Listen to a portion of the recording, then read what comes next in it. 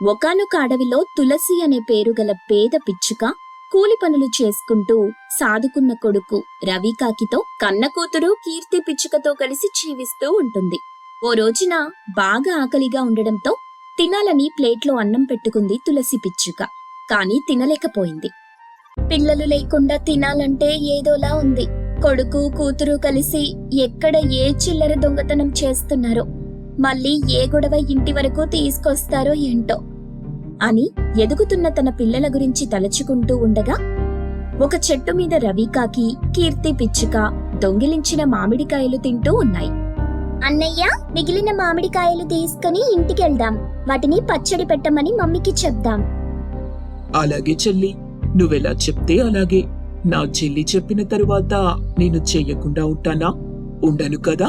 తీసుకెళ్లి అమ్మకిద్దాం అని కొమ్మ మీద నుండి ఇద్దరూ దొంగతనం చేసిన మామిడికాయలు తీసుకుని బయలుదేరతారు. అదే అడవిలో తులసి పిచ్చుక ఇంటి పక్కన ఉన్న ఇంట్లో మున్నా పావురం ఒక్కతే నివసిస్తూ ఉంది. ఆ రోజు కూడా తను వేసుకున్న గుమ్మడికాయల తోట దగ్గరికి వెళ్లాలని ఇంటి నుండి బయటకొచ్చింది. ఇంటి బయట ఉన్న తులసి పిచ్చుక కనిపించింది. ఏమైందత్తయ్యా? బయటున్నారెందుకు? పిల్లల కోసం చూస్తున్నాన్రా. పొద్దున్నే కొంచెం తినేసి వెళ్లారు.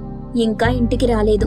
ఆకలితో ఎక్కడెక్కడ ఇబ్బంది పడుతున్నారో ఏమోనని మనసు బాధపడుతుంది. అత్తయ్యా, రవి కాకి కీర్తి పిచ్చుక ఇంకా చిన్న పిల్లలని అనుకుంటున్నారా? వాళ్ళని ఇలాగే వదిలేస్తే రేపు పెద్ద పెద్ద దొంగతనాలు చేయడానికి కూడా వెనకడుగు వేయరు. ఆ భయం నాక్కూడా ఉందిరా. అందుకే బాధ్యతలు తెలిసేలా మందలించండి. నేనుంటే నేనేదో చెప్పానని అనుకుంటారు. నేనింట్లోకి వెళ్ళిపోతున్నాను అని చెప్పి మున్నా పావురం తన ఇంట్లోకి వెళ్లిపోతుంది. అప్పుడే రవికాకి కీర్తి పిచ్చుక ఇంటికొస్తాయి. బయట ఉన్న తల్లి తులసి పిచ్చుకని చూస్తాయి. మమ్మీ, బయటేం చేస్తున్నావు? మన కోసం చూస్తూ ఉంటుందన్నయ్యా. మేమొచ్చాం కదా మమ్మీ, పద లోపలికి వెళ్దాం. బాబూ రవి, ఎంతకాలమిలా నువ్వు నీ చెల్లి కలిసి చిల్లర దొంగతనాలు చేస్తారు? ఇంతకాలమని ఇంకా ఏమనుకోలేదమ్మా. ఈ పొగరు మాటలే వద్దు. నాకు కోపం తెప్పించకుండా నేనడిగిన దానికి సమాధానం చెప్పు, అంతే. అంతకు మించి మాట్లాడితే పళ్ళు రాలతాయి. అడిగిన దానికి సమాధానం చెప్పమని నువ్వే అంటావు. తీరా సమాధానం చెప్తే పొగరని అంటావు. ఇలా అయితే అన్నయ్య ఏం మాట్లాడతాడు మమ్మీ? నువ్వు మధ్యలో మాట్లాడకు. నిన్నడిగినప్పుడు నువ్వు చెప్పు. వాడినడిగితే వాడే చెప్పాలి. నువ్వు మధ్యలో మాట్లాడితే అంటుండగా కీర్తి పిచ్చుక కల్పించుకొని, మాట్లాడితే నా పళ్ళు కూడా రాలతాయా మమ్మీ అంది. తులసి పిచ్చుకకి ఎక్కడ లేని కోపం వస్తుంది. రాలతాయా కాదు, రాలుతాయి అని కీర్తి పిచ్చుకను గట్టిగా కొట్టింది. ఆ దెబ్బకు రవికాకి ఆశ్చర్యపోయి చూస్తుంది. కీర్తి పిచ్చుక బాధగా కన్నీళ్లు పెట్టుకుంది. తల్లి చూస్తుంది. తులసి పిచ్చుక బాధపడుతూ, మధ్యలో వస్తే పళ్ళు రాలతాయని ఇప్పటికైనా అర్థమైందా అని అడుగుతూ కీర్తి పిచ్చుకని చూసింది. బాధగా, పద అన్నయ్య, మనం ఎక్కడికైనా పోయి పని చేసుకుందాం. పద చెల్లెమ్మ, ఏ పనైనా పర్వాలేదు, ఏదో ఒక పని చేద్దాం. కీర్తి, వాడితో మాట్లాడేదుంది. వాడెక్కడికి రాడు. నువ్వెళ్ళు. నేను వెళ్ళను. నేను వెళ్ళిన తరువాత అన్నని కొడతావు. నేను కొట్టను, మాట్లాడతానంతే. నువ్వు నన్నే కొట్టావు, ఇంకన్నయ్యని కొట్టవని నేను అస్సలే నమ్మను. అయితే నువ్వు ఇక్కడే ఉండు అని కీర్తి పిచ్చుకతో చెప్పి వెంటనే రవికాకిని చూస్తూ, మాట్లాడవేరా, అసలు నీకు పని చేసే ఉద్దేశం ఉందా లేదా? ముందది చెప్పు. ఉంది మమ్మీ, కానీ మాకు పనిచ్చేవాళ్లే లేరు. ఏం చెల్లాయి? అవునరా అన్నయ్య, పనిచ్చేవాళ్లు లేకనే కదా మనం ఈ చిల్లర దొంగతనాలు చేస్తుంది అని కీర్తి పిచ్చుక అనగానే తులసి పిచ్చుక కన్నీళ్లు పెట్టుకుంటూ, నా తలరాత ఇంతే అనుకుంటాను. ఎదిగిన కొడుకును కొడితే బాగుండదని ఆలోచిస్తున్నాను. లేదంటే నీ పళ్ళు మొత్తం పోయేవి అని అంటుండగా పక్కింట్లో ఉన్న మున్నా పావురం వాళ్ల దగ్గరికొచ్చింది. మున్నా పావురాన్ని చూసి, అన్నయ్య, స్వాతిముత్యం వచ్చాడు. అవునే, ఈ మున్నాగాడు నిజంగా స్వాతిముత్యమే. తల్లిదండ్రులు లేకపోయినా వాళ్ళిచ్చిన పొలంలో గుమ్మడికాయల పంట వేశాడు. రవికాకి కీర్తి పిచ్చుక మీకెవరూ పనివ్వటం లేదని బాధపడటం నేను చూశాను. పని లేదని ఇవ్వటం లేదని బాధపడకండి. నాతో పాటు నా గుమ్మడికాయల తోటకి రండి అని మున్నా పావురం అనగానే కీర్తి పిచ్చుక వెటకారంగా, నీతో పాటు గుమ్మడికాయల తోటకొచ్చి చెరొక గుమ్మడికాయను తీసుకొని నీ నెత్తి మీద కొట్టాలా అని అంది. నువ్వాగు చెల్లి, చెప్పు మున్నా, నీతో పాటు మేము నీ గుమ్మడికాయల తోటకొచ్చి నువ్వు చెప్పిన పని చేస్తే డబ్బిస్తావా? నన్ను కొట్టడం కాదు రవికాకి, నువ్వు ఆలోచన చెయ్యి. మీరు రోజురోజుకు పెరుగుతున్నారు, పెద్దవాళ్ళవుతున్నారు, ఆలోచించండి అని చెప్పి అక్కడి నుండి వెళ్లిపోతుంది మున్నా పావురం. తులసి పిచ్చుక బాధపడుతూ ఇంట్లోకెళ్ళిపోయింది. ఈ మున్నా పావురానికి తగిన విధంగా బుద్ధి చెప్పాలంటే వీడి గుమ్మడికాయలు దొంగతనం చేద్దాం చెల్లి. అలాగే అన్నయ్యా అని అన్నా చెల్లెళ్ళైన కాకి పిచ్చుకలు ఆ రోజు నుండి మున్నా పావురం వేసుకున్న గుమ్మడికాయల తోటలో నుండి గుమ్మడికాయల్ని దొంగతనం చేస్తుంటాయి. రోజురోజుకు తన తోటలో గుమ్మడికాయలు మాయమవుతుండటంతో ఈ రోజు ఎలాగైనా నా గుమ్మడికాయల దొంగను పట్టుకుని తగిన బుద్ధి చెప్తాను అని తోటలోనే కనిపించకుండా ఉంటూ గమనిస్తుంది. ఈ విషయం తెలియని రవికాకి కీర్తి పిచ్చుక గుమ్మడికాయల దొంగతనానికి వస్తాయి. గుమ్మడికాయలు దొంగతనం చేస్తుండగా మున్నా పావురం పట్టుకుంటుంది. కోపంగా, మంచిగా బతకమని చెప్పినందుకు నా తోటలోనే దొంగతనం చేస్తారా? మిమ్మల్ని ఏం చేసినా తప్పులేదు. ఇప్పుడు నీకు అర్థమైందా మేమెందుకు ఎక్కడా సరిగ్గా పని చేయలేకపోతున్నామో అంటుంటే మున్నా పావురం అయోమయంగా చూస్తుంది. చిన్నప్పుడు మా పరిస్థితి బాగోలేక మమ్మల్ని దొంగల్ని చేసింది. దొంగతనం తప్పని మాకు తెలుసు, కానీ మౌనంగా ఉండలేకపోతున్నాం. మా పరిస్థితి అర్థం చేసుకొని మాకు పనిచ్చేవాళ్లు లేరు. అర్థం చేసుకొని పనిచ్చినా మీకలవాటైన దొంగ బుద్ధి మిమ్మల్ని దొంగతనానికి ప్రేరేపిస్తుందని నాకు అర్థమైంది. మిమ్మల్ని మంచిగా మార్చి తగిన ప్రయోజకుల్ని చేస్తాను, నాతో పాటు రండి అని చెప్పి రవికాకిని కీర్తి పిచ్చుకని తీసుకొని మానసిక వైద్యురాలు శోభా చిలుక దగ్గరికి తీసుకెళ్ళింది. చెప్పు మున్నా పావురం, ఏంటి సమస్య? డాక్టర్, రవికాకి కీర్తి పిచ్చుక ఇద్దరు నాకు బాగా తెలిసిన వాళ్ళు. చిన్నప్పుడు అలవాటైన దొంగతనం మానేసి బుద్ధిగా పని చేసుకుని బతకాలని ఆశపడుతున్నారు. అవును డాక్టర్, ఈ దొంగతనం బుద్ధి పోవాలి. మా గురించి మా అమ్మ చాలా బాధపడుతుంది, ఏడుస్తుంది. మా అమ్మ బాధని చూడలేకపోతున్నాం. నిజం డాక్టర్, పని చేస్తామని చెప్పగానే నమ్మి మాకు పనిస్తున్నారు. కానీ మాలోని దొంగ బుద్ధి మమ్మల్ని బుద్ధిగా పని చేసుకొనివ్వటం లేదు. దాంతో మేము పని చేస్తున్న చోటే దొంగతనం చేయటం జరుగుతుంది. మీరిద్దరూ అన్నా చెల్లెల్లా? అవును డాక్టర్. మున్నా పావురం, నువ్వు బయటుండు, నేను మళ్ళీ పిలుస్తాను అని చెప్పగానే మున్నా పావురం అక్కడి నుండి బయటకొచ్చేస్తుంది. నేను చెప్పినట్టు చేస్తేనే మీకు ఈ దొంగతనం బుద్ధి పోతుంది. అందుకు చాలా చాలా దెబ్బలు తినాల్సి వస్తుంది అని డాక్టర్ చిలుక వివరంగా వివరించి చెప్పింది. అందుకు రవికాకి కీర్తి పిచ్చుక ఒప్పుకుంటారు. ఇప్పుడు మీరు బయటుండి మున్నా పావురాన్ని లోపలికి పంపండి అంటూ చెప్పింది. రవికాకి కీర్తి పిచ్చుక బయటకొస్తాయి. మున్నా పావురం లోపలికి వెళ్తుంది. రవికాకి కీర్తి పిచ్చుక ఇద్దరు దొంగతనం నుండి బయటపడాలంటే వాటిని తోటలో పనికి పెట్టుకో. అవి దొంగతనం చేస్తుంటాయి, అప్పుడు నువ్వు కర్ర పట్టుకొని కొట్టాలి. అలా కొట్టడం వల్ల రవికాకి కీర్తి పిచ్చుక బాధపడతాయి కదా డాక్టర్? బాధపడినా ఒక భయం ఏర్పడుతుంది. ఓహో, దొంగతనం చేస్తే ఇంత గట్టిగా కొడతారా, దెబ్బలు తప్పవన్నమాట అని వారికి గుర్తొస్తుంది అని చెప్పగానే మున్నా పావురానికి విషయం అర్థమైంది. రోజూ అలాగే చేస్తూ ఉంది. కొన్నాళ్లకి రవికాకి కీర్తి పిచ్చుక మంచిగా మారతాయి. శాంతి పావురం ఇంటిని రావణ్ గ్రద్ద నాశనం చేస్తూ, ఎండాకాలం వచ్చింది. అడవి మొత్తం ఎడారయ్యే సమయం మొదలైంది. ఇంతకాలం భయంతో భక్తితో కలిసిమెలిసి ఉన్న మేమంతా ఆకలికి భయపడుతూ అడవిలో నుండి తలో దిక్కుకు వెళ్లే పరిస్థితి వచ్చింది. కాని నేను వెళ్ళనివ్వను. అలా వెళ్తే నా ఆకలి ఎలా తీరుతుంది? మరొక అడవికి వెళ్లాలని ఆలోచన వచ్చేలోపు ఈ అడవిలో ఉన్న అమృతాకాకి, శాంతి పావురాన్ని, శోభా చిలుకని, మంగ కొంగని నేననుకున్న ప్లాన్ ప్రకారం నా ఇంట్లోకి తెచ్చుకొని తినేస్తాను. తర్వాత ఒక రోజున చనిపోతాను అనుకుంటూ శాంతి పావురం ఇంటిని కూలగొడుతూ ఉంది. అప్పుడే అడవిలోకి చాక్లెట్ తింటూ అలివేని పిచ్చుక వచ్చింది. దిక్కులు చూసుకుంటూ అలా ముందుకు వెళ్తూ ఉంది. అలివేని పిచ్చుకకి మాయాశక్తులున్నాయి. ఆ విషయం బయటపడనీయకుండా తగిన జాగ్రత్తలు తీసుకుంటుంది. నాకు మాయాశక్తులున్నాయని తెలిస్తే నాతో ఈ అడవిలో ఉంటున్న మిగతా పక్షులు స్నేహం చెయ్యవు. నన్నొక దేవతని చేస్తాయి, పూజలు చేస్తాయి. నాతో మాట్లాడడానికి ఎవరూ రారు. అలా జరగకుండా ఉండాలంటే నేను ఎక్కడో దూరంగా ఈ అడవిలో నాకిష్టమైన చాక్లెట్ ఇంటిని కట్టుకొని అందులో ఉండాలి అనుకుంటూ ముందుకు వెళ్తున్న అలివేని పిచ్చుకకు ఒక ఇంటిని నాశనం చేస్తున్న రావణ్ గ్రద్ద కనిపిస్తుంది. అలివేని పిచ్చుకకు రావణ్ గ్రద్ద దురాశ అర్థమైంది.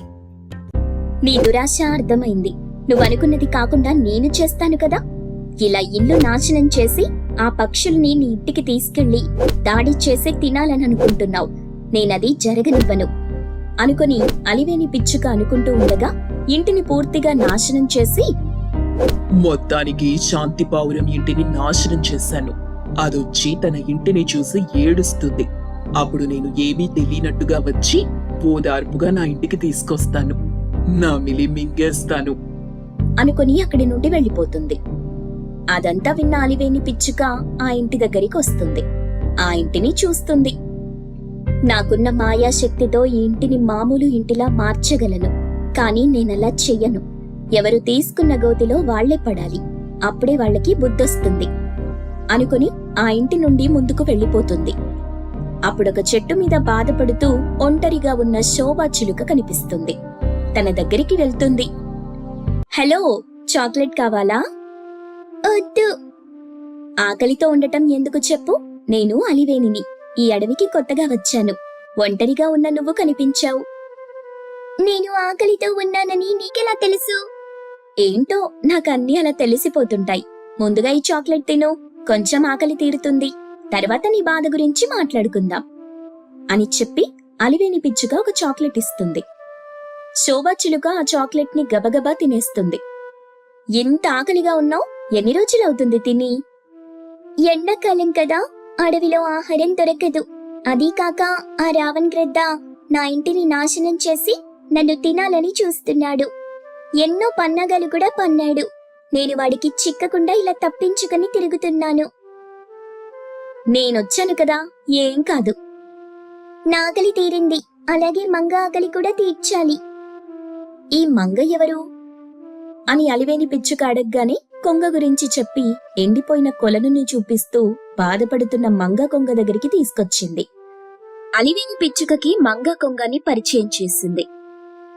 చాక్లెట్ తినండి, ఆకలి దాహం రెండూ తీరతాయి అని చెప్పగానే మంగ కొంగ ఆ చాక్లెట్ ని తీసుకుని తింటుంది.